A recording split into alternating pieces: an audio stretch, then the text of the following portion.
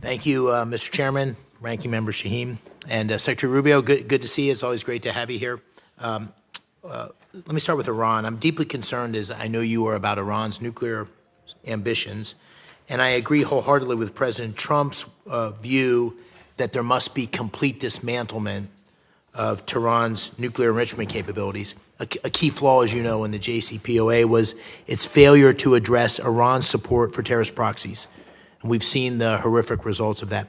What assurances is the administration seeking from Iran on its support for terrorist proxies as part of the negotiations?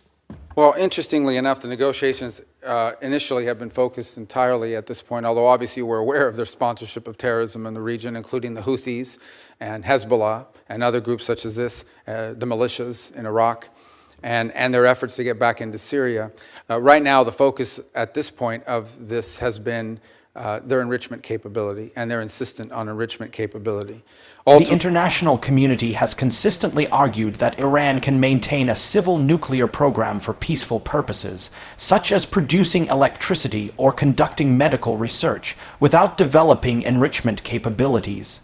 This alternative is viewed as the safest compromise, allowing Iran to pursue modern energy solutions while ensuring that the line between civil and military use is not blurred. But Iran's rejection of this stance continues to fuel distrust, creating an environment where every negotiation is burdened with suspicion. The legacy of the JCPOA, or the nuclear deal, further complicates this issue. Critics argue that it failed to fully address Iran's sponsorship of terrorist groups and proxy wars across the region, focusing too narrowly on nuclear restrictions without tackling the broader scope of destabilizing activities. Ultimately, I would say that if in fact we have sanctions that are related, things such as sanctions that are related to the sponsorship of terrorism and their violation of weapons conventions and the like, their long-range munitions, those sanctions will remain. If those aren't part of the deal, then the sanctions will remain as a result of that. But initially, I could say that the focus of the conversations over the last few weeks with Mr. Witkoff and the Iranians has been on this enrichment matter, which is by far the sort of the core and most critical matter. As you know, the Iranian position is that they have a right to enrich as a matter of national pride, and our view has consistently been that they can have a civil nuclear program without an enrichment capability, and that an enrichment capability, in fact, would be weaponized at some point in the future, or could be weaponized, and that's a threat that cannot be accepted. Good, thank you. On Syria, I know that many of us are eager to work with you on implementing the President's plan to lift sanctions and protect key U.S. priorities. What assurances is the administration seeking in your discussions with interim authorities on counterterrorism priorities, including the fight against ISIS, during the process of lifting the sanctions? Well, ISIS hates the One of the gravest dangers discussed by military officials is the potential for an ISIS prison break. Thousands of fighters are still detained in facilities scattered across Syria, many guarded by forces with limited resources. A coordinated attack, or even a lapse in security, could see hardened militants back on the streets, instantly destabilizing towns and cities already struggling to rebuild. This would not only undermine local authorities, but also ignite a resurgence of violence, spreading fear through communities and potentially reaching beyond Syria's borders. Such an event would undo years of painstaking efforts and make clear just how fragile the security landscape truly is. For the transitional authority in Syria, the challenge lies in balancing immediate counterterrorism efforts with the longer-term goal of building a unified national army.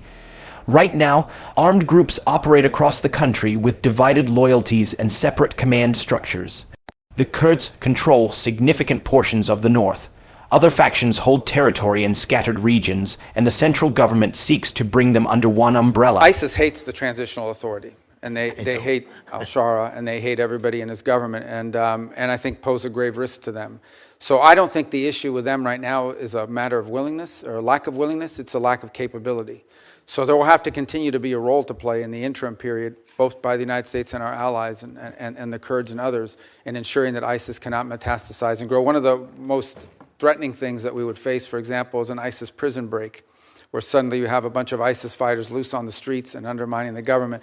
But I do think that part of this dynamic and why we're in a race against time is that Every day that goes by that the Transitional Authority does not have control of the government and or of daily life in some extent, or able to provide basic government services, is a day that ISIS has the ability to reconstitute itself and grow as a threat, both to the Transitional Authority but ultimately to the broader region. So I don't sense from them a lack of commitment and desire to do something about it. I think, frankly, it's at this moment a capacity issue. They simply, at this moment, do not have the capacity to assume the anti-ISIS effort by themselves.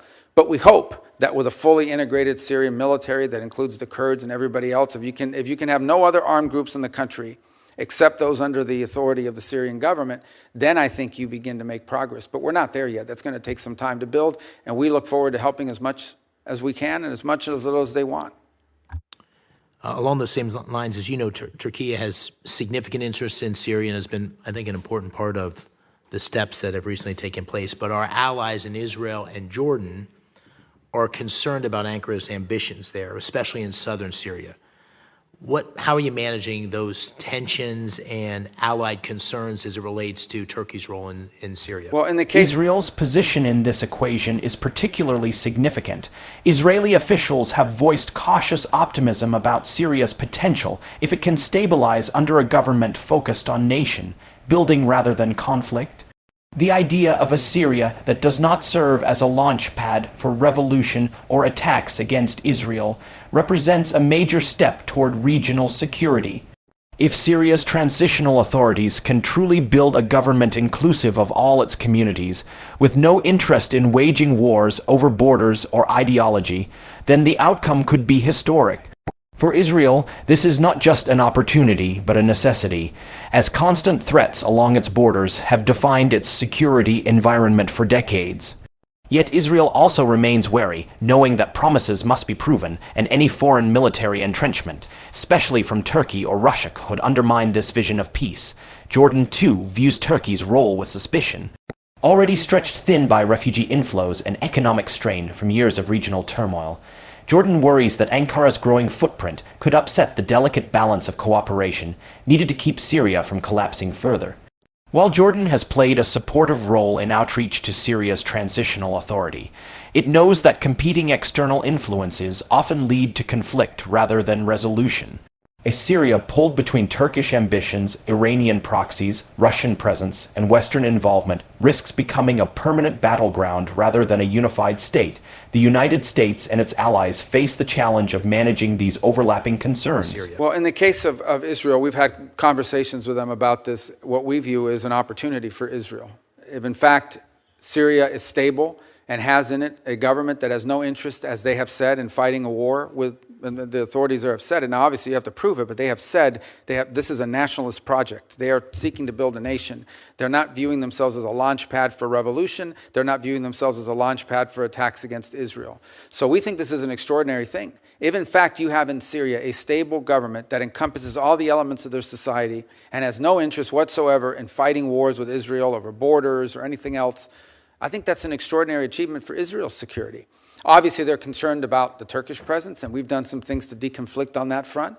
And I think one of the key points is going to be foreign military basing inside of Syria. And that is, at some point, the Transitional Authority will have to make a decision about whether they're going to allow foreign military basing. That includes Russians, but potentially the Turks have wanted that as well, especially in the central part of the country. Now, the Turks do have a presence in the north, as you know, and one of the things that our Central Command was very influential in doing is helping the Transitional Authority enter a preliminary agreement with Kurdish authorities in the north, which ultimately should lead to the Kurds becoming part of the broader Syrian government and broader security forces.